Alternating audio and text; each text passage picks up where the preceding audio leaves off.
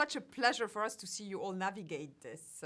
It was really cool. Did you have access to Woz in any way? I did have access to Woz.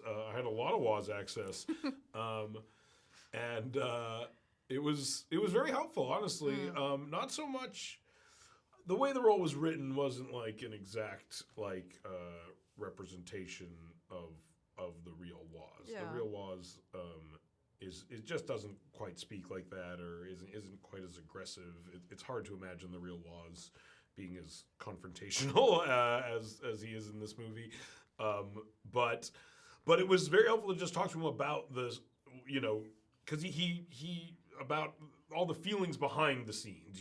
Why did you feel this way? Why were you resentful about this? Or why did you feel this was being underserved or underappreciated or underrecognized? And a lot of the technical stuff he was very helpful for, because there's just a lot of jargon in the movie that I didn't understand what it was, and he could explain just how he felt about the technology and why he liked this and didn't like this, and so it was helpful. Yeah, no.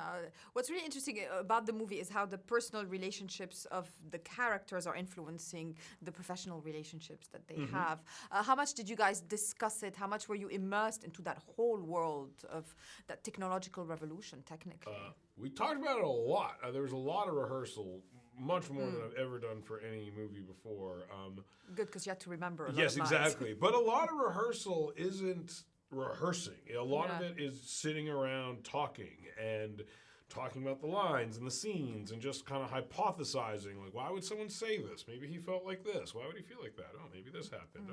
And that was actually that was probably the most helpful part of the process, was just really being able to discuss with a room full of incredibly talented and intelligent people just why your character may or may not be doing any of the things that they are or aren't doing.